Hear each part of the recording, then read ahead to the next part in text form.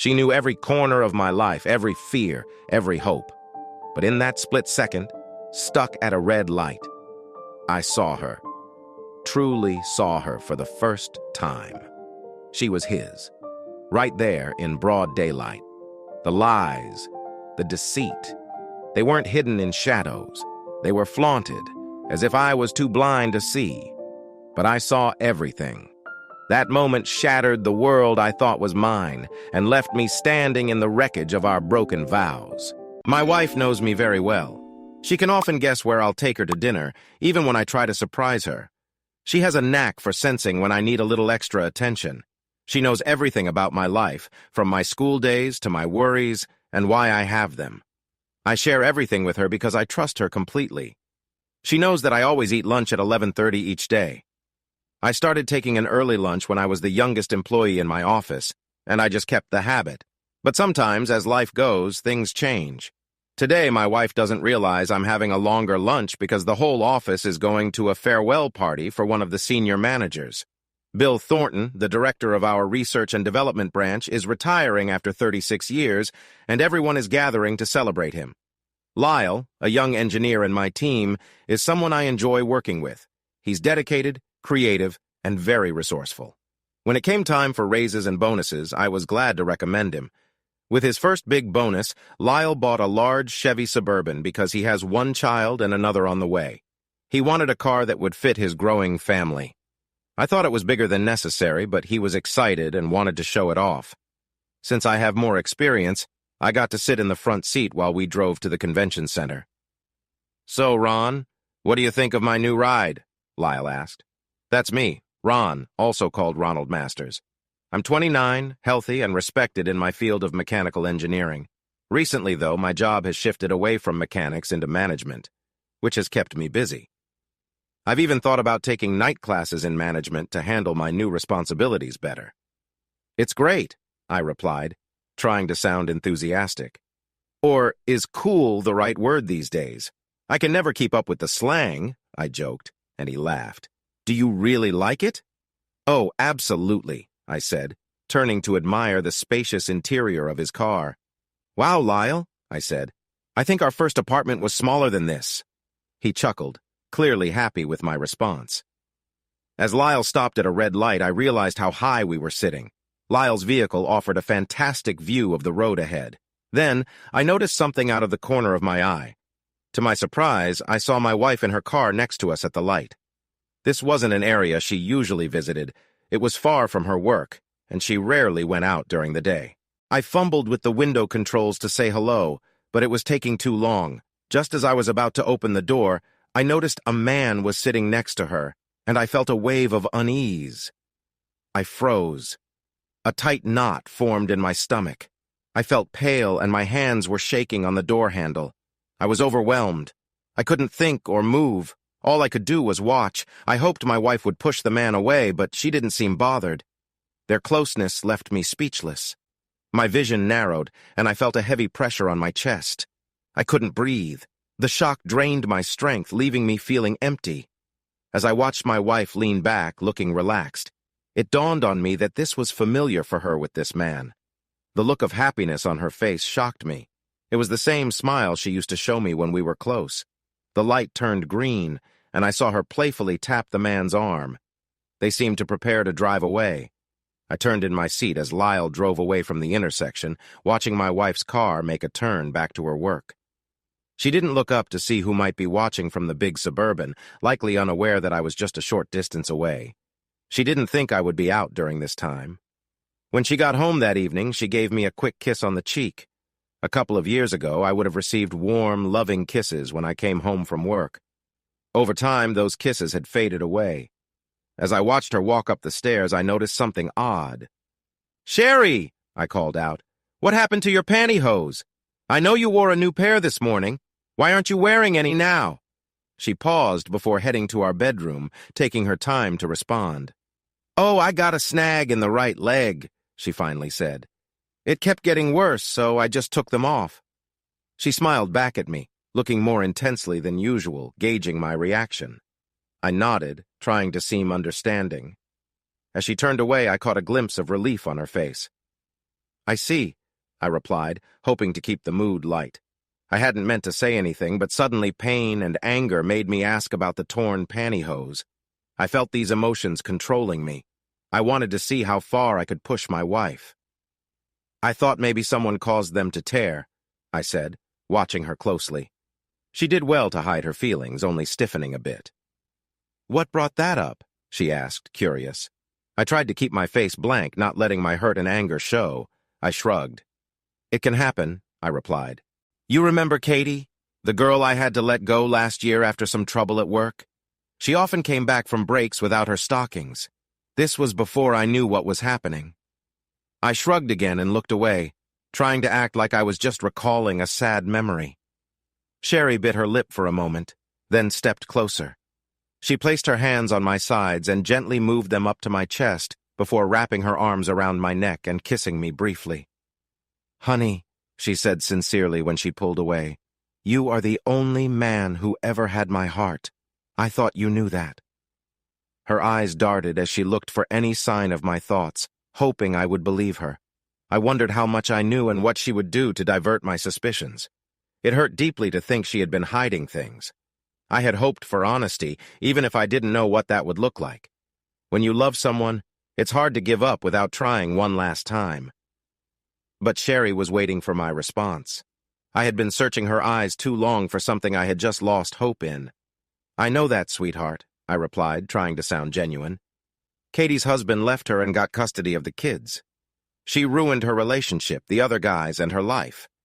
All for something not worth it. My disapproval showed in my tone. Sherry flinched slightly, but her face remained unchanged. Well, she deserved it, Sherry said, and that made it clear she had her own ideas about the situation. My wife seemed to think that normal rules didn't apply to her. I released her arms from around my neck and looked at her firmly, then kissed her lips gently. I held her shoulders, turned her gently, and said, Now go get ready. I'll have dinner ready in 10 minutes. Without looking back, I walked into the kitchen. I felt lost, not knowing what to do. What was a husband supposed to do when he found out his wife had been unfaithful? For the next week and a half, I struggled to focus at work. I would start tasks and suddenly find myself staring into space, not aware of how long it had been. Some coworkers asked if I was okay, but I said I was fine. No one could help me through this. I had to solve this mystery on my own. I began to think a little more clearly.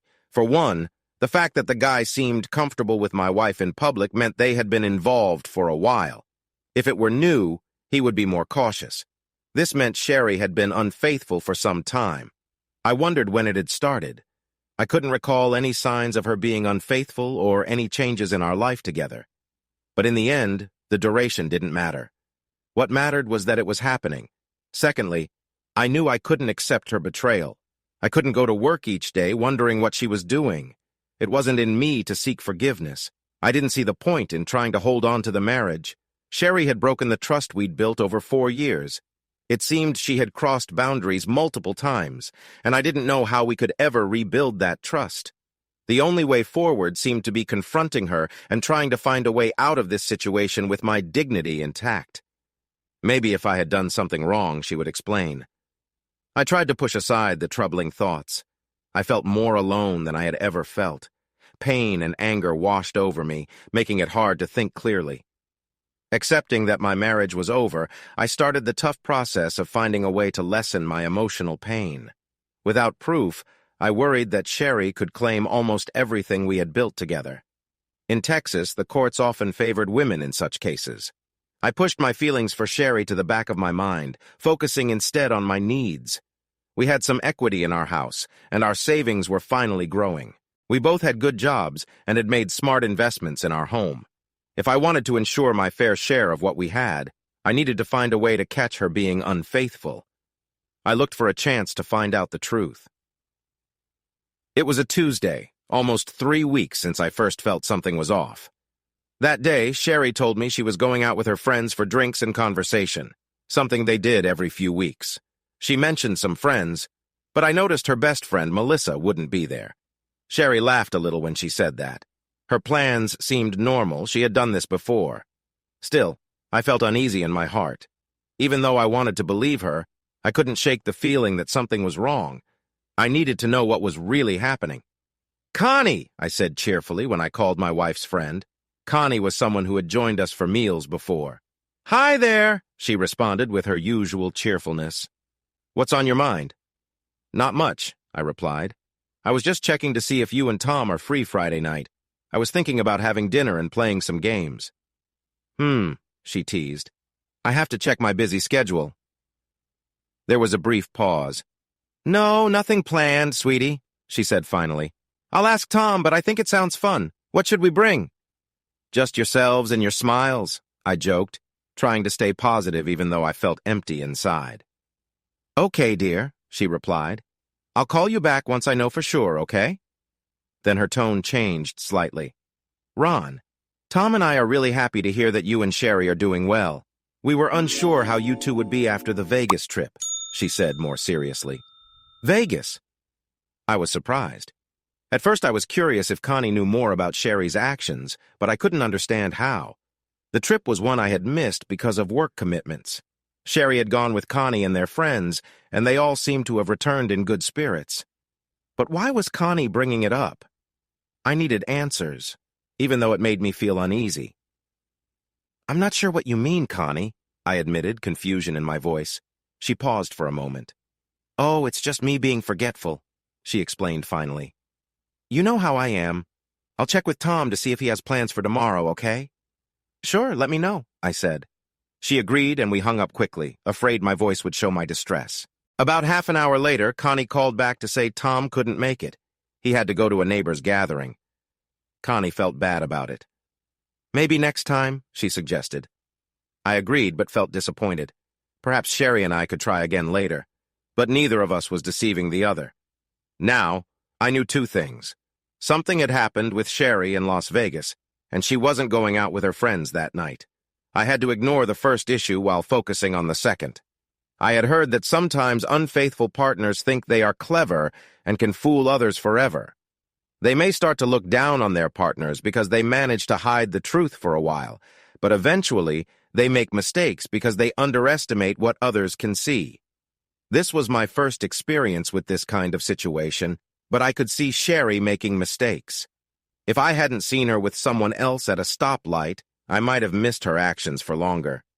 Being out in public with that person was a big error. It was risky. Anyone we knew could have seen her. Not making sure Connie would cover for her was another mistake. She knew I was friends with Connie and Tom, and even closer with Melissa and Cal. Whatever happened in Vegas was likely common knowledge among them. Any of them might have told me. Sherry should have done a better job hiding the truth. Her next mistake was thinking I would stay home while she was out with someone else. The last one was assuming I would accept being treated this way. I hit my fist on the coffee table, making the lamp shake. Sherry was in the shower and didn't hear anything. I rubbed my hand, feeling anger building inside as I thought about Sherry's betrayal. I worried that my anger would take over my life. My jaws felt tight, and my heart raced when I thought about Sherry. I was hiding those feelings from her, which only made it worse. It was an odd relief when I realized tonight was meant for another of their gatherings.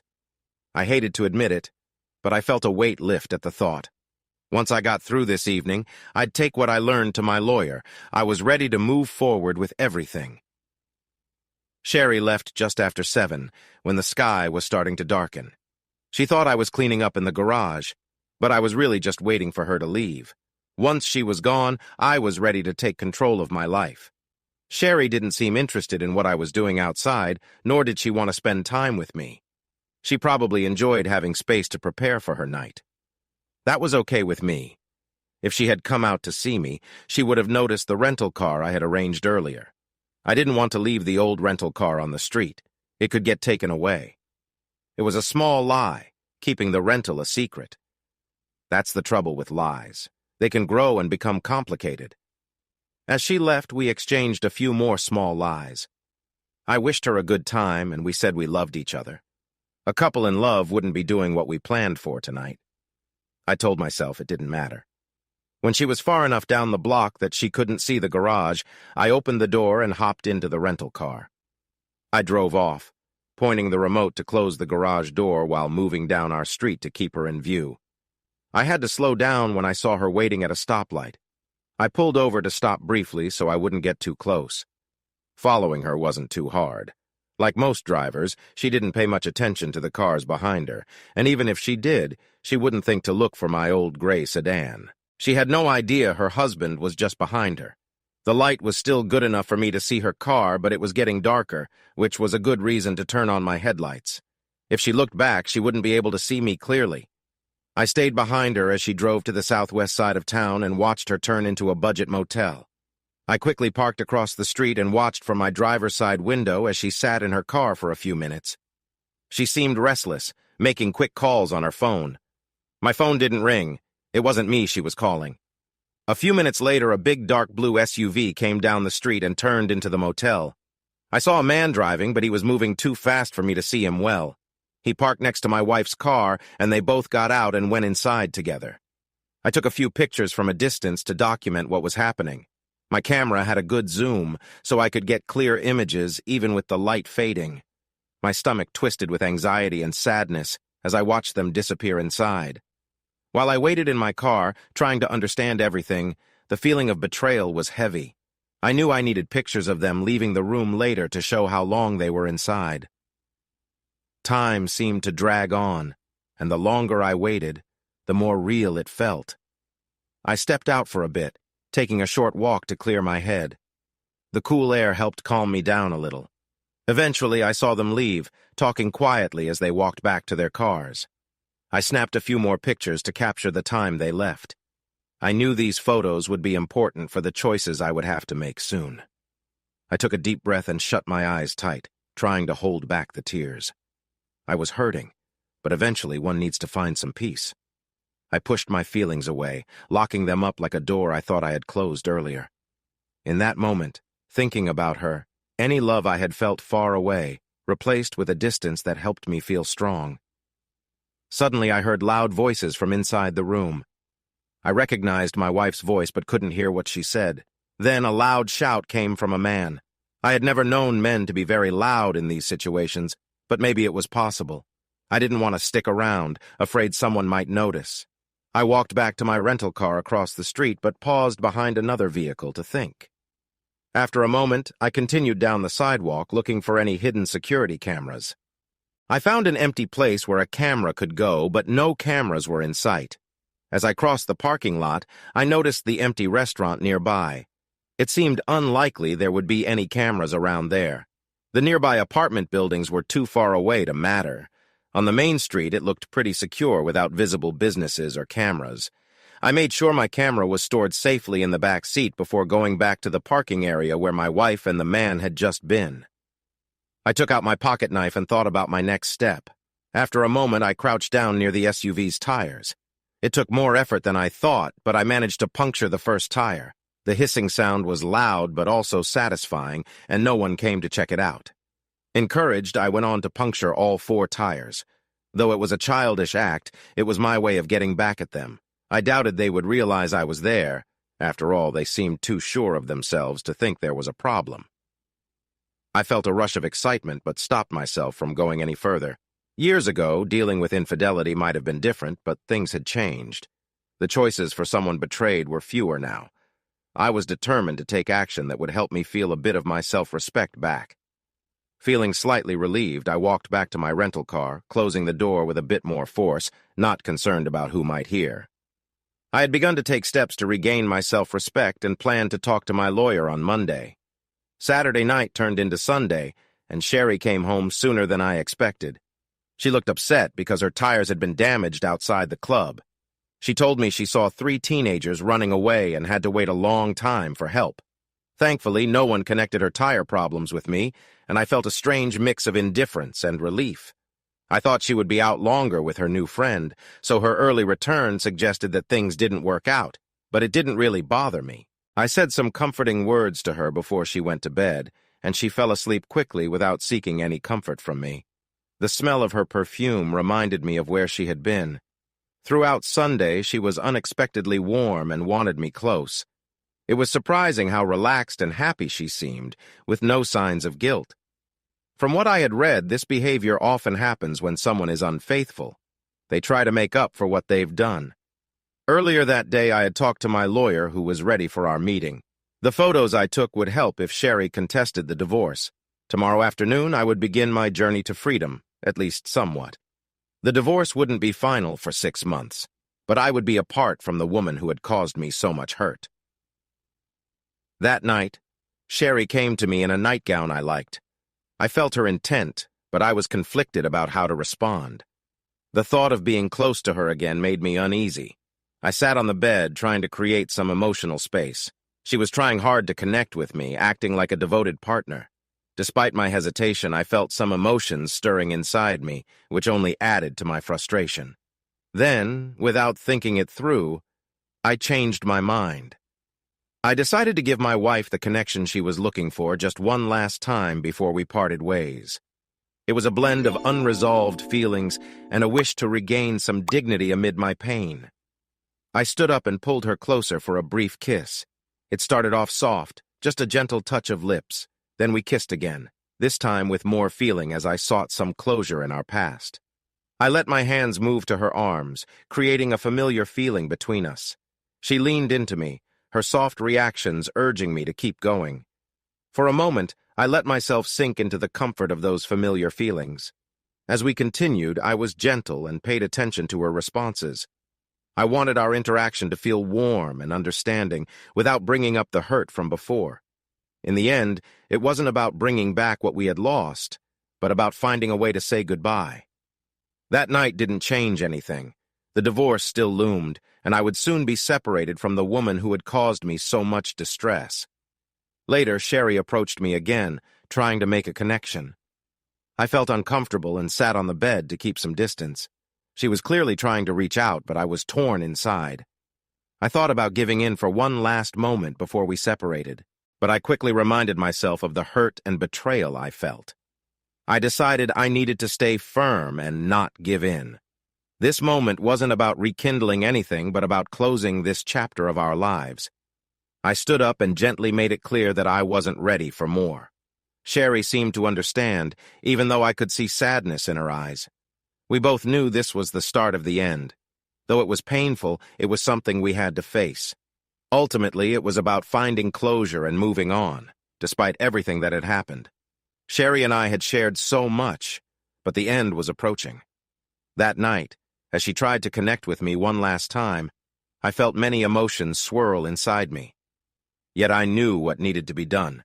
I kept my distance and focused on the reality of our situation, understanding this was not a time to heal, but a time to find closure. Later, after we settled down, I moved away, allowing her to rest. I took a long, warm shower to help clear my thoughts. After that, I quietly left the room and decided to sleep in the guest room instead. The next morning, I woke up early and left the house before she was awake. I knew the day ahead wouldn't be easy, but I looked forward to finally moving past the pain I had been feeling. I understood she might be upset about my sudden absence, but I didn't want to be near her. It was too hard for me. About 3 hours after she left, I returned to the house with a moving truck. I had already dropped off some important items at my lawyer's office, and his assistant printed out 2 copies of everything I needed. I noticed her sympathy when she returned them to me, but I didn't want pity. Back home, I settled in with a few cups of coffee and started packing my clothes and the few things I had brought into the marriage. I realized I didn't want much of the furniture we had purchased together. I only wanted a DVD player, a small TV, and a few music CDs. Nothing else really seemed important. I backed up my computer files, took the hard drive, and put it in my briefcase, planning to buy another computer later. Before I left, I placed a dozen photos I had taken last Friday night on top of her dresser. I used the computer one last time to print out a message in big letters. "Enjoy the memories of last night, dear. They're the last you'll have of me." Looking back, I realized this was a childish thing to do, and it didn't feel good in the morning light. But I had worked hard to get to this point, and I wouldn't go back. I taped the message to the mirror, turned, and left what had been our bedroom, going down the hall and out the garage door. I didn't lock the door. It was no longer my concern. I thought that once the divorce papers were served, our attorneys would discuss how to divide our belongings, and it would be done. However, The process took longer than I expected, with my lawyer and hers spending hours on small details. One time, they even spent an entire lunch discussing whether I should return the TV I had taken, or if it was part of my share of the house's electronics. The whole thing seemed to drag on. In the end, it was decided that the house and its furniture would be sold, and the money would be split equally after the lawyers took their fees. We would pick out a few items each, but only up to a total value of $5,000. I didn't care about the furniture anymore. I just told my lawyer to get on with it. A few weeks after filing for divorce, but before our first court date, I visited Cal and Melissa's house. I thought they might know more about how everything had started. Melissa had been Sherry's best friend in college, and we had all become close over the years. I noticed they hadn't visited us since the trip to Vegas, and I wanted to find out why. When I got there, Cal was in the backyard. He handed me a cold drink and invited me to sit in the shade of a large tree. We sat in silence for a moment. "So?" I began, but Melissa suddenly got up and went inside. Cal and I exchanged concerned looks. "She gets emotional sometimes," Cal said quietly. "I understand," I replied, forcing a smile among the sadness we were all feeling. I took a sip of my drink. "Ron," Cal finally said, "we're really sorry that things between you and Sherry didn't work out, but we didn't know how to help you." I looked at him, searching for answers. I could see realization dawning on his face. "You don't know what happened," he said. I shook my head. He went to get us both more drinks. "We weren't sure whether to tell you what happened after Vegas," he said sadly. "We thought Sherry would talk to you about it, but it seemed like she didn't." "What do you mean?" I asked quietly. Cal took a deep breath and spent the next while explaining how Sherry felt during that trip. She was upset because I had to cancel at the last minute and had told the others that if I wasn't there when she needed me, she would find someone else. That night was difficult for her, and it seemed like no one fully understood. Later, Melissa and Connie went to check on Sherry and found her looking unwell. It turned out a man had been around, but he didn't seem to care about Sherry's feelings. It was a complicated situation that I now began to understand. He eventually left, but since Sherry didn't come with Melissa, Cal, and Tom that Saturday evening, they wondered if she had met up with the unknown man again. Besides that one meeting on Saturday afternoon, none of the four saw Sherry until late Sunday afternoon when she arrived at the airport for her flight home. They didn't see how she got to the terminal, so they couldn't say if her boyfriend had brought her. They really didn't care, and I understood that. Melissa came back outside with red eyes and stood behind my chair, resting her hands on my shoulders. Every so often, she would pat me gently like a friend trying to offer comfort. I appreciated it more than I realized at the moment. When Cal was done talking, I found myself staring off into space. "I wish you had told me," I said after a while. "I don't know if it would have changed anything, but maybe some of the dishonesty could have been avoided." I sighed, holding back tears. But what's done is done. It wouldn't have made a difference in the end. "How did you find out about Vegas?" Melissa asked softly. I leaned back to look at her. "You all just mentioned it," I said. She looked puzzled. "Well, how did you find out?" she asked again. I took her hand and gave it a gentle squeeze. "I saw them in Sherry's car a few weeks ago, and I knew something was off," I said quietly. Both their faces showed concern. "Oh, you poor man," Melissa said. "What a rough way to learn the truth." I shrugged. "I don't think there's a good way, Melissa," I said. "But it's over now." I looked down at the grass to hide my eyes, feeling tears come. Sherry had come by a few days ago to tell them about the divorce. Melissa mentioned that Sherry was upset she wouldn't back her up. Sherry thought it was a terrible mistake. When Melissa shared her disappointment, Sherry had left angrily. That was just like her, blaming everyone except those directly involved. Cal, Melissa, and I chatted for another hour before I decided to leave. Their young child needed attention, and I didn't want to be a bother during dinner, even though they insisted I stay.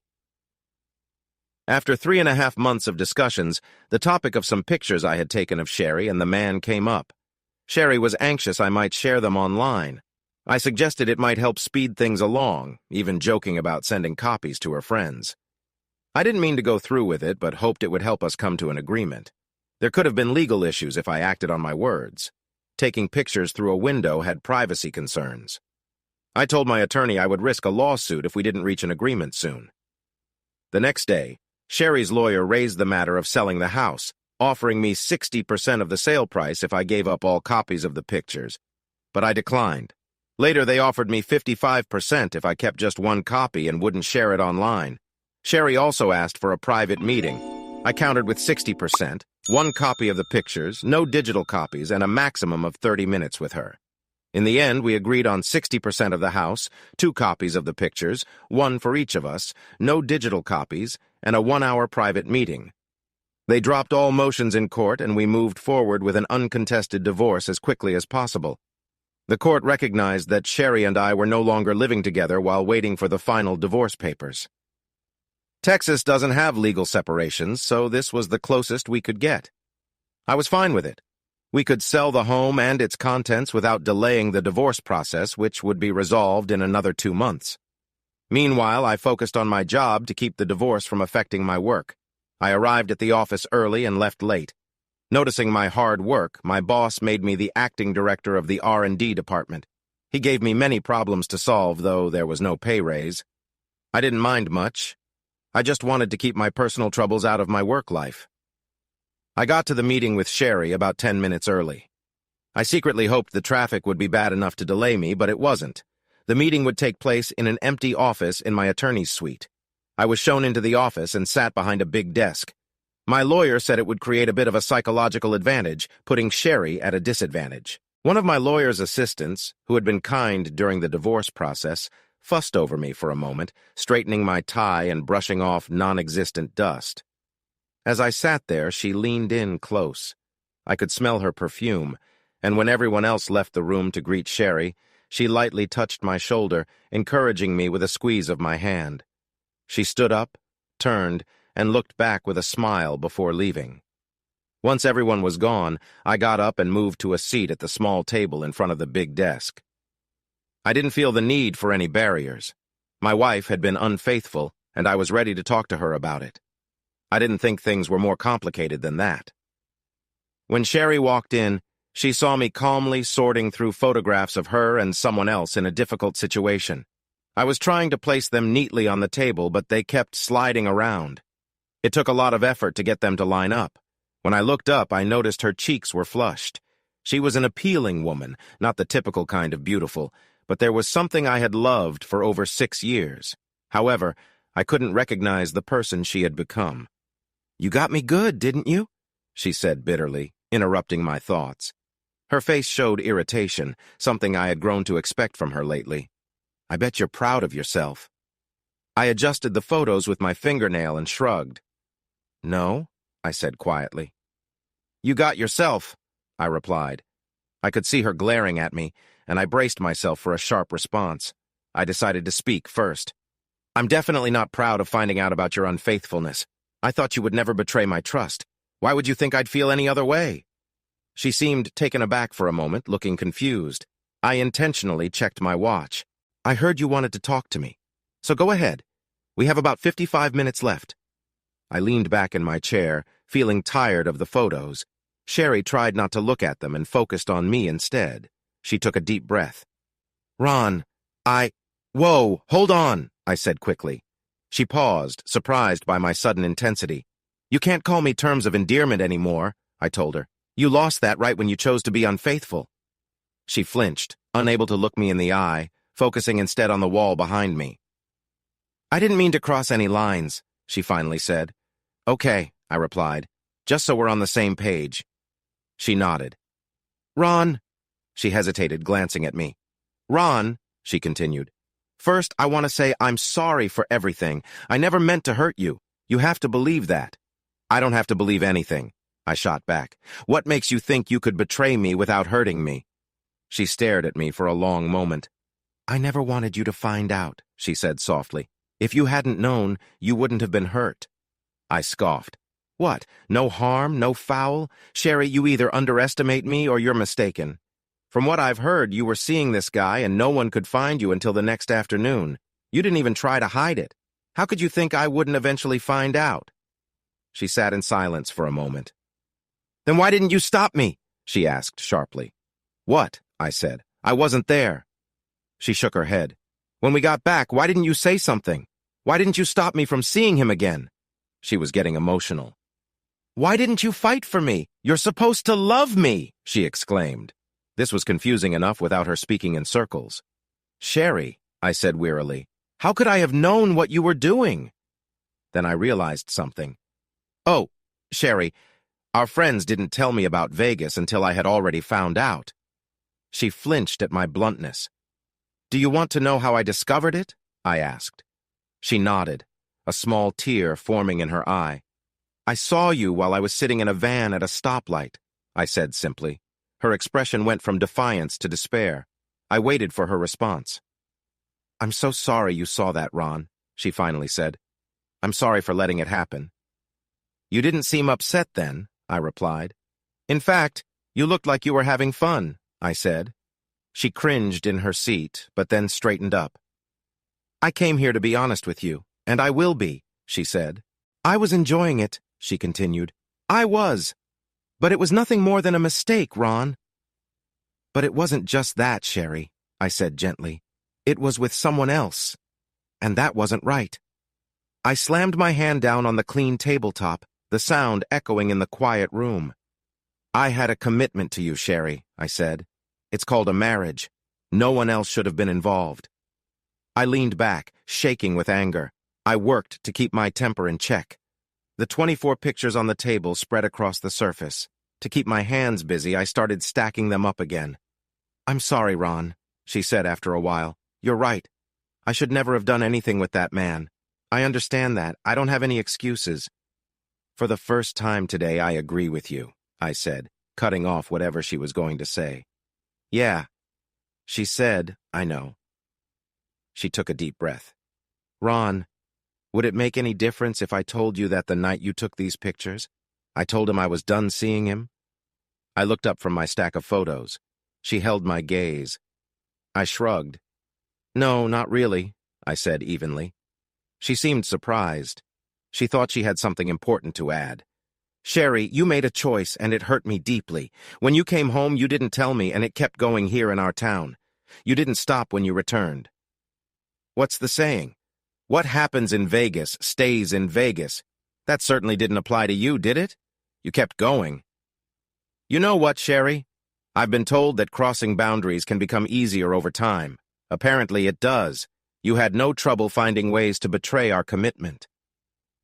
I doubt you would have stopped if I hadn't found those pictures and asked for a divorce. I looked up at her. You told me you weren't going to see him anymore, but honestly, I'm having a hard time believing that, I said. It feels like I can't trust what you're saying. It's true, she replied with frustration. Right after we went into the room, I told him it would be our last time. I felt guilty and wanted to make a change. She picked up one of the pictures and held it up for me to see. Look at this, she insisted. He was upset because I said I wasn't going to be with him anymore. Not long after this was taken, I left. I shook my head. I didn't want to see what she was showing me, and it didn't really matter. It seems to me you were okay with things that shouldn't have happened, I said, raising my hand to stop her from responding. But let's say you're being honest. I leaned on the table. If you really wanted to stop seeing him, why didn't you just tell him? Why did it have to be a last meeting? She looked down, ashamed. I know, it was wrong, but... Stop, Sherry, I don't want to hear excuses. Even if I believed you, I can't shake the feeling that your secret life was bigger than your regrets. You might have meant what you said for a moment, but I don't believe you could have truly walked away without coming clean with me first. Sooner or later, you would have wanted comfort outside of our relationship, right? Isn't that part of the issue? I felt the frustration rising again. I took a breath and tried to calm down. Sherry was crying once more. You don't have to speak to me like that, she whispered. I'm your wife. I looked away, feeling let down. Not for much longer, I replied carefully. We're separated. The courts have recognized it, and soon it will be official. Besides, I speak differently to those who break trust than I do to those who keep it. Ron, I'm trying to show how sorry I am for what I did. Can't you see that? I'm truly sorry. I shook my head. The weight of it all was heavy. Okay, Sherry, you're sorry. I'm sorry too. Almost everyone in this position feels regret. So what does that change? We sat in silence for a moment. Sherry, I said slowly. You've affected me deeply. I pointed to my chest. There's a big emptiness in me where I used to hold the trust of someone I loved, someone I could talk to when things were tough. You were my friend, someone I could share anything with, my partner, the one I imagined spending my life with. You took that away, and I can't get it back, I told her, my voice cracking. Sherry was crying even harder. Ron! I interrupted her. Sherry, I said carefully, you've caused me a lot of pain, hurting me, yourself, and our marriage. I took a deep breath. I hope whatever you gained from this was worth it, because I heard this morning that the other person involved is also facing problems. That was true. An investigator for my attorney found out about a situation at a motel, and I learned that the other person's spouse was angry and filing for divorce, too. There had been other issues at that motel, but I knew they weren't connected to us. I watched my wife cry, feeling distant from her now.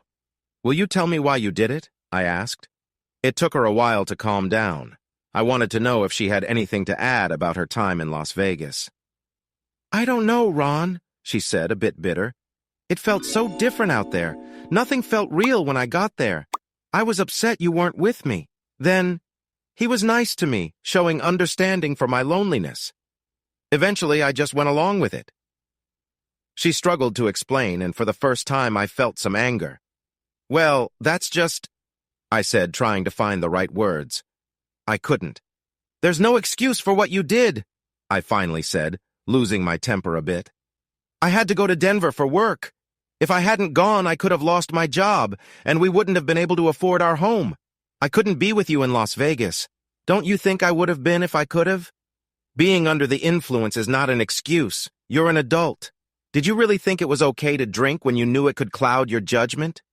Just because you're in a different place doesn't mean you can make decisions that hurt others. You're attractive, Sherry. Of course, people will notice you. But that doesn't mean you should look for comfort from someone else when you're married. Talking about kindness, yes, he likely took advantage of the moment. But you were still married and had to uphold that commitment. The first time you let yourself get too close to him, just like breaking a vow, you went against everything we promised each other. Do you think I'm unattractive? I meet different women when I travel, but I stay faithful. Every time I go on a business trip, someone seems interested in me, but I never act on those feelings. This past year, a few women have shown interest, but I didn't think much of it because I have a wonderful partner waiting for me at home. I guess I was mistaken, I said bitterly. If only I had known. Sherry sat across from me, her shoulders shaking as she tried to hold back tears. The room was quiet except for her soft sobs. I wasn't clear on why she wanted to talk, but I found myself doing most of the talking. You should never have let him get close at all, Sherry, I said, unable to shake the feeling that was bothering me inside. Once you let him in, it became a path you could never return from. Every step after that only made it worse. Suddenly, my anger faded. I slumped down in my chair, trying to breathe slowly. I don't know what else to say, Sherry, I finally admitted. It feels like you've ruined something truly special. All I have left is pain, and it just won't go away. I loved you completely. In fact, I still love you. It's not so easy for me to turn my feelings on and off like you seem to. Ron, Sherry said hesitantly, if you still love me, maybe we could start over. She paused when she saw me shake my head. But you were so kind that Sunday before you left, she said, confused and hurt. Not really, I replied sharply. I wasn't being kind. I just wanted to make sure you'd remember that day when I wasn't there. It was a cruel thing to do, and I regret it now. It was childish and pointless. Sherry's face turned to shock and then disappointment. She had hoped I wanted to reconcile. We sat there looking at one another for a while. Oh, and no, I can't start over, I said, recalling her question. I don't have anything left to begin again with, Sherry, I admitted. I can't trust you anymore, and I can't imagine ever trusting you again. I just can't live like that. I sighed and leaned back, staring up at the ceiling. I don't know what I did to deserve this, Sherry, I said softly. I thought I was enough for you. Clearly, I was wrong. You did nothing wrong, Ron, Sherry said quickly. It was all me. I made a terrible choice, and I'm so sorry. I wish I could change everything, but I can't. I can't help but wonder, Sherry, I said quietly. When did you think this was okay? How did you convince yourself this was right? I never meant for this to happen, Ron, she replied in a broken voice. It just occurred. I wasn't looking for it. That was it. I had heard enough. I straightened up and started to put away the photos, stacking them neatly. I was done with the excuses. No, it didn't just occur, I said firmly. You let it happen, Sherry. You made choices, and now we are here because of them. She looked at me with tears still in her eyes as I stood up, ready to leave the past behind. You did it and you kept it going. Period, I said, and she just stared at me, seemingly in shock. And it wasn't a mistake either, I added. A mistake is when you accidentally grab the wrong item at the store. This is more like a complete mess. And I guess that's just how it has to be, Sherry, I told her. I can't be with someone I can't trust. I wouldn't lock you away if I could. If I have to worry whenever I leave your side that you might be with someone else. Well, I'd rather just walk away. I'll let you do what makes you happy. I placed the photos in my jacket pocket and stood up. I don't have anything else to say, Sherry, and our time is almost up. Do you want to tell me anything? She stood and looked me in the eye across the table. Just one thing, Ron, and then you can go if you want. I thought I could explain what happened and see if we could work through this. I pulled one of the photos from my pocket. I held it up for her to see. Sherry, I don't need an explanation. This photo shows me everything I need to know. If it didn't, what Cal and Melissa told me would have revealed the truth sooner or later. I don't understand your point of view. Don't you see? When you went to your room in Las Vegas and shut the door, you shut me out of your life. That single act ended our marriage. Everything else is just more confusion on top of that. There's no way to explain it away. The facts are what they are. I don't know what more I can say. How about if I say there's no explanation that will change anything? Does that make it clearer?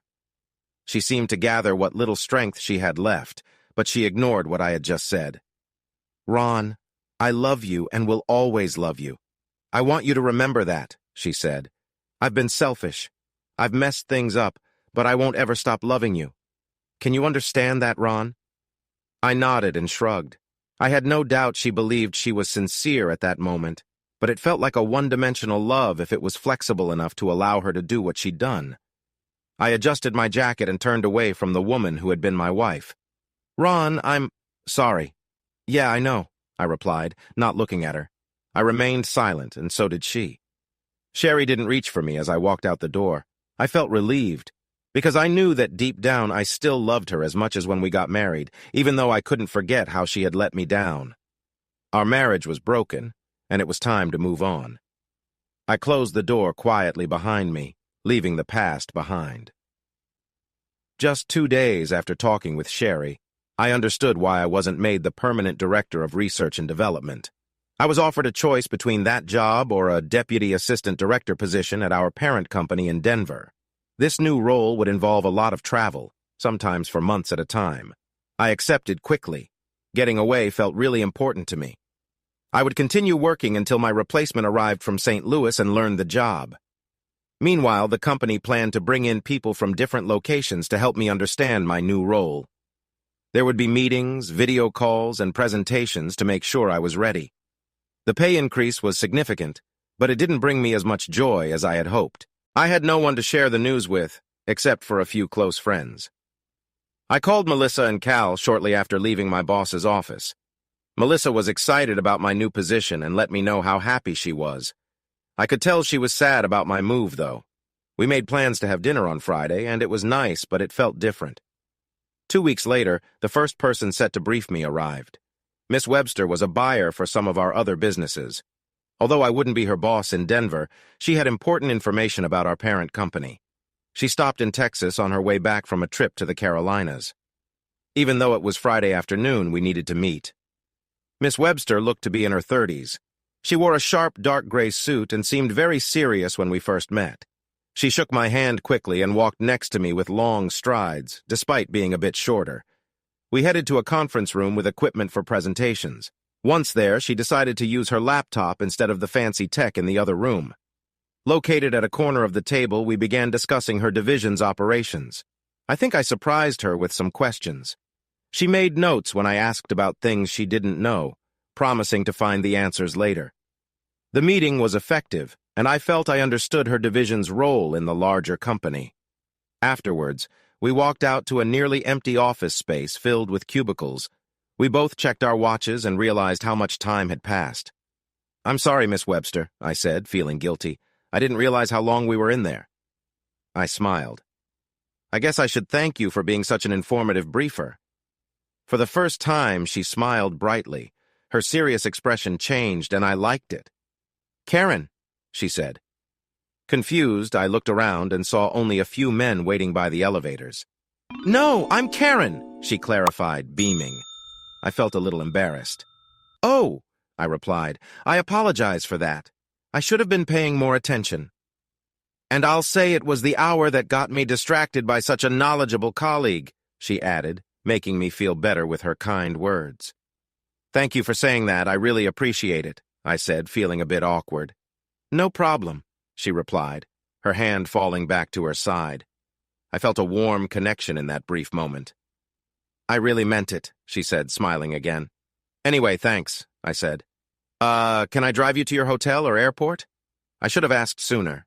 "Well, I haven't checked into a hotel yet," she said lightly. "I came straight from the airport." I felt a bit concerned. "Then I can at least take you to where you're staying," I offered. "Do you have a reservation?" She nodded and told me where she planned to go. "Let me lock my office and I'll drive you there. Does that sound good?" She nodded again, giving me that wonderful smile. It made me feel warm, even in the cool air conditioning common in South Texas offices. It turned out Karen hadn't even picked up her bags, so we made a quick stop at the airport. Eventually, we found her 2 suitcases, which had been set aside because she hadn't collected them right away. The woman who helped us seemed a bit annoyed, as if there was an unspoken rule that travelers should grab their luggage as soon as they arrive. Karen and I exchanged friendly words with the employee, managing to brighten her mood before we left. Once we were away, Karen and I shared a laugh about how well we had turned the situation around. After reclaiming my car from the parking lot, I drove Karen to one of the nicer hotels downtown and walked her to the front desk. Her reservation was confirmed and her room was ready. I didn't need to stay, but I had helped with her bags. After finishing the paperwork, and when she was ready to head up, I stood there wondering whether to leave or stay. Karen, if I'm overstepping, just let me know, but I'd like that," she said, surprising me with her directness. "Just dinner? Or—" I looked at her blankly at first. It had been a while since I asked someone to join me for a meal. "Well, how about dinner? And then I know a place where we can go for a quiet drink and maybe some dancing if you're up for it. How does that sound?" She stepped a little closer and smiled. "Pick me up at 8?" she asked, stepping back. "I'll be here," I agreed. She smiled warmly and turned to lead the bellboy to the elevators. I felt a spark of excitement about the evening ahead. I walked past my car and had to backtrack half a block to find it. I couldn't get a table at the restaurant I had hoped to take Karen to, so we settled for what used to be called Fisher's Dining and Dancing. The name had been shortened over time to just Fisher's. It was a dinner club with excellent food that served until 10 p.m. After that, they opened up a wall to reveal more tables and a large dance floor, turning it into one of the best nightclubs in town until 2 a.m. Diners could finish their meals and stay at their table during the club hours if they wanted, although reaching the dance floor required moving through several tables, which some found inconvenient. Others preferred sitting close to the wooden dance floor. It was a nice place for people in their 30s. I used to go there often with my wife when we were together. When I arrived at her hotel, I called up and Karen came down to the lobby. My jaw dropped when the elevator door opened, and I surely stared for a moment as she walked across the lobby toward me. She wore a lovely seafoam green dress, which made a strong impression. Her hair hung softly just above her shoulders. When she stepped up to me, her heels brought her face level with mine. She had beautiful eyes. "You look amazing," was all I could manage to say. It was sincere, though maybe not very articulate. I felt a bit shy, but perhaps that was okay. She blushed slightly, but accepted the compliment, and took my arm in a friendly way. "Shall we go?" she asked. "I'm just amazed by you," I said, managing a smile. She smiled back with warmth. "But I'm hungry," she said. I nodded, glancing back at her and still feeling enchanted. "Then shall we go, madame?" I gestured toward the sliding glass doors leading outside. She nodded, and we walked out arm in arm, the moment feeling special. "This is a lovely place," Karen said quietly, leaning closer to me. She looked around, smiling at people and soaking in the atmosphere. I noticed others were looking at her too. Though I wasn't a regular, a few familiar faces in the crowd were curious about who this attractive young woman was. I understood their interest. She was extraordinary. "It really is," I agreed. After a moment, I decided to share what was on my mind. "You're probably getting looks because I used to bring my wife here sometimes," I mentioned, trying to sound casual. She glanced at me, then moved closer where my wedding ring used to be. "So, what's going on with you?" she asked. "That's what's left of what I thought was a good marriage," I said slowly. "Just a couple more weeks and I'll have the final papers," I told her. "We've been separated for a while, just waiting for the required time to pass." "What happened?" Karen asked in a steady voice. She looked directly at me, showing curiosity without judgment. I gave her a short version. "We had been drifting apart for about a year. Not really sure why. She has her career and I'm starting one I didn't anticipate. Maybe we were just growing apart without realizing it. Well, anyway, she went to Vegas with friends and I couldn't go due to work issues. She was upset with me, had a few drinks, and ended up with someone else. That's when everything changed," I explained. "A one-time thing?" Karen asked. I shook my head. "No, she spent the whole weekend with him. Later I learned she kept seeing him for about a month and a half before I saw them together." "I see," Karen replied. I noticed a flash of understanding in her expression. "I just couldn't forgive that. I'm sorry. Cheating isn't something I can accept, and things just got worse from there," I admitted. She nodded, sighing softly. She moved a little closer, placing her hand on my wrist and lowering her voice. We talked about many things that evening, starting with my past and moving on to different topics as the night went on. I learned that she was 31, a bit older than me, and we joked about her being the older woman. She had been divorced for over 10 years, which helped her understand what I was going through. She worked as a waitress while studying for a business degree at night, and later became a manager in charge of a team. We found out we had a lot in common, like our love for Tom Clancy books, music from the 60s and 70s, and realistic paintings. I told her I wasn't a great dancer, but I liked being on the dance floor with her. I was careful not to step on her toes and told her she looked lovely in her outfit. It made her look graceful. She said our meeting wasn't just about business, and I agreed. When she went to the restroom, I admired how elegantly she walked. Later, Melissa told me she had seen Karen in the bathroom, where Karen mentioned something exciting happening soon. They shared some friendly words, and it sounded like they enjoyed the conversation. When Karen came back, she was cheerful and made our time enjoyable. As we left, I saw Melissa and Cal, and we had a short chat before saying goodbye. I noticed that Cal seemed a bit nervous, but I didn't think much of it at the time. In the car, Karen sat close to me. We shared a sweet kiss that grew warmer. We talked softly, and I felt calm knowing things were good at home. Our evening kept getting better, with a sense of connection that felt right. We broke apart, both smiling like we were sharing a fun secret. "We have a room," she said softly. "We have an apartment," I replied, "but the room is closer." "Drive fast?" she giggled. I smiled back and started the car. Soon we were on our way. During the drive, we chatted about different things, and I really enjoyed being with her. After we arrived at the hotel, Karen locked the door and turned to me with a happy smile. We shared a moment of understanding, and she said she was excited to spend more time with me. With confidence, she moved closer as we continued our conversation, talking about our favorite books, music, and art. Our bond deepened as we shared our experiences.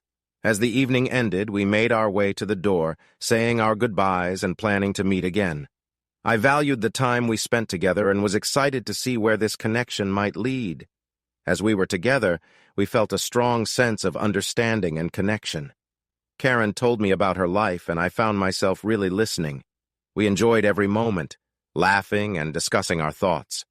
We supported each other and enjoyed the laughter and meaningful conversations. Our connection grew as we explored our shared interests and feelings. Karen thanked me for our time, and I felt lucky to have such a genuine bond. When it was time for us to go, we did so with anticipation for our next meeting. We promised to stay in touch and looked forward to creating more memories together. Our time was meaningful and filled with connection. We were truly engaged with each other, sharing heartfelt moments. As our connection deepened, we paid close attention to what each other needed, offering kind support and comfort. Eventually, we took time to relax together. We shared a warm hug, enjoying the closeness and the feelings of friendship that had grown between us. Later, we kept exploring what we both loved, enjoying our time side by side. Each moment was filled with warmth, and we cherished our time together. By the end of our evening, we felt fulfilled and connected. We parted with promises to stay in touch and nurture the bond we'd built. When it was time for Karen to leave, we said our goodbyes, looking forward to reconnecting soon.